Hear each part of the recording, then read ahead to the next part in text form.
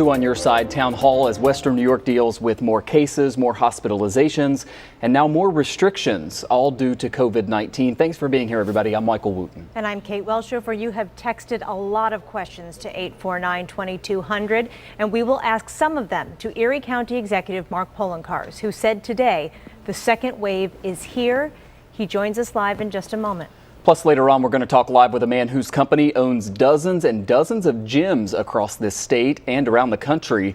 His reaction to that industry being forced to close up in the orange zone areas. And it's not just vaccines providing some positive news. At-home testing will become a whole lot easier as well. We have a special report on a new product that just got emergency approval.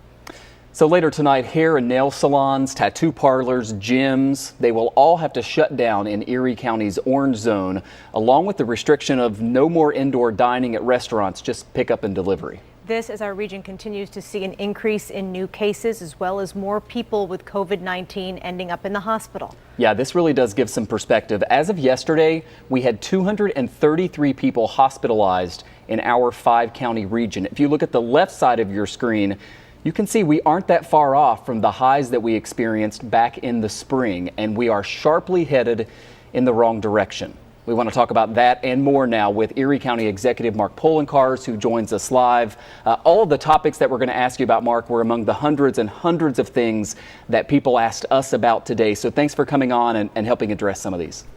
Good evening, Michael. It's good to be on. And we're going to start right there with the hospitalizations. We just showed the chart going straight up in the air. The increase has been sharp, and with those cases still going up, it seems that the hospitalizations will continue to go up as well. And during your briefing today, you said that you'll be talking with hospital administrators. Did that conversation happen yet, and how prepared are we in terms of capacity? I've had individualized talks with them. We're actually having a group conference call tomorrow morning.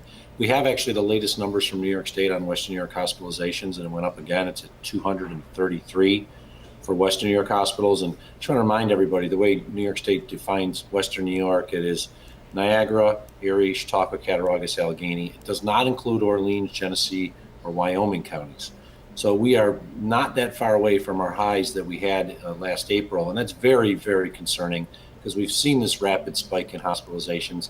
It's not totally surprising, because the hospitalizations usually follow the new cases by about 10 days to 2 weeks. And so we started to see this rapid increase in the last couple of weeks of October, and now we're starting to see the rapid increase of hospitalizations. And unfortunately, we're seeing the deaths that go along with that as well. Mark, you said today that we hit a new record in terms of new daily cases as well, 651 in Erie County.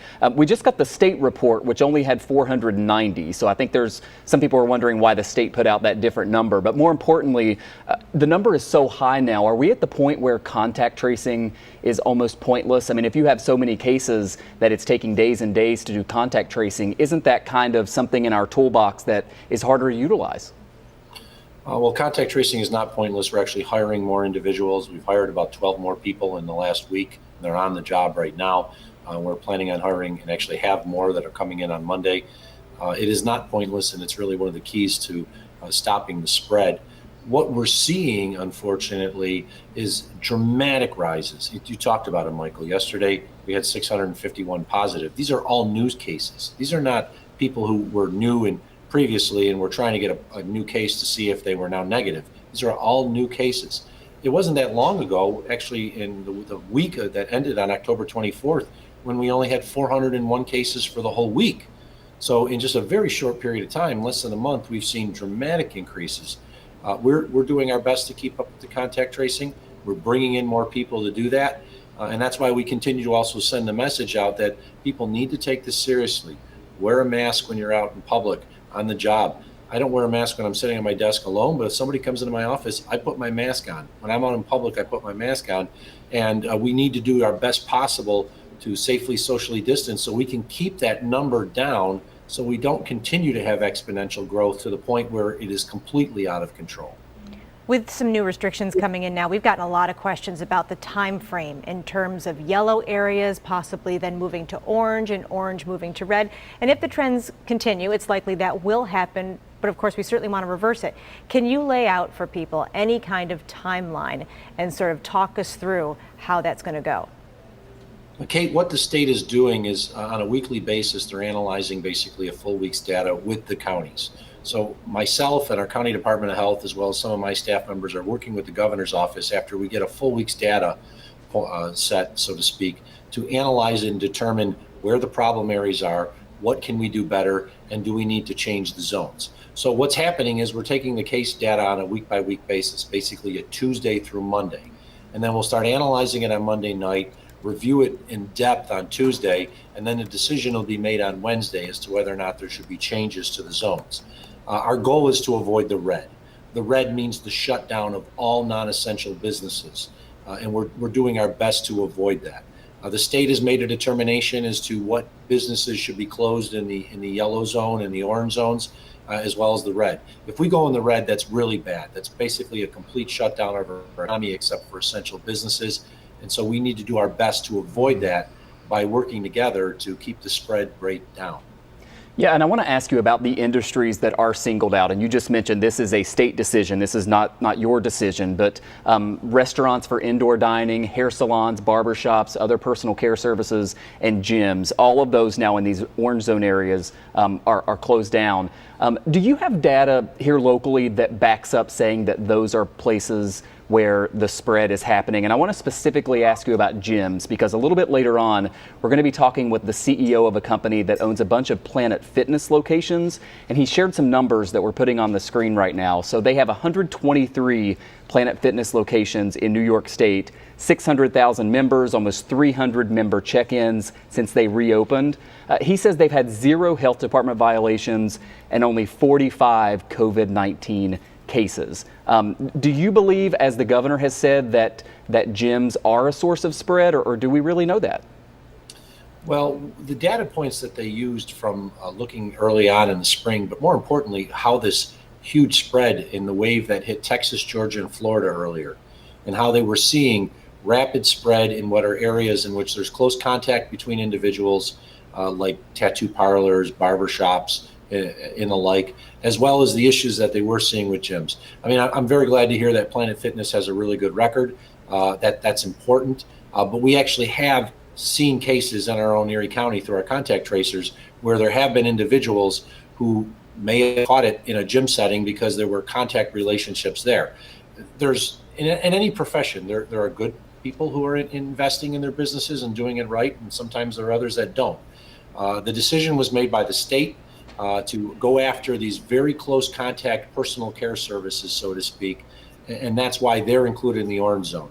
And as you noted, we're trying our best to avoid the red zone. If we go into the red zone next week, which I'm hoping we don't, but if we do, we're not going to be talking about gyms anymore. We're going to be talking about pretty much every non-essential business, all retail having to do curbside pickup only. So that means the day after Thanksgiving, of course, Black Friday, you could not go into a store and shop. And our goal is to control the spread, enforce the rules, and offer violations to those that violate the rule that are businesses, commend those that do it right. But the most important thing is this is not an either or. This is about protecting the public's health and saving lives.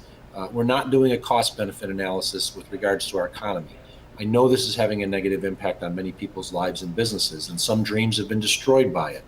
But we've also had people, over 750 individuals now, who died in Erie County, and those families are going to have one less seat at the table for Thanksgiving dinner. And we have to remind ourselves this is about protecting the public's health. We also want to ask you about schools. I'm sure you've heard, as we have, from parents. They're concerned about schools going fully remote. In some other states, they're leaving younger kids in school and only doing high schools and colleges fully remote. And scientists are saying that they're more likely to be sources of spread. Do you think New York State is right to move all schools fully remote in an orange zone? And what advice do you have for parents who are worried about all this? Well, schools do have the ability to test out. It's very difficult in the orange zone. I will certainly agree with that, because you have to test every individual, teachers and staff and students. I understand the pushback that a lot of parents have, especially as it pertains to offering a place for their children to go safely. That's one of the reasons why the county created virtual learning centers. We're actually paying for virtual learning centers across the whole county. Every school district has a virtual learning center. I think we're at about 61% capacity with the virtual learning centers. So if a parent has to work, they don't have to quit their job because their child now has to learn virtually. We have the virtual learning centers available. We want people to take advantage of them. The virtual learning centers are using a very high level of safety features to ensure that we're not seeing COVID spread in the virtual learning centers. New York State, once again, has made a determination. New York State Education Department controls the schools. The county actually has not that much to do with the schools in a general situation. More now because of COVID, but when the state says, here's the rules, we've got to enforce them.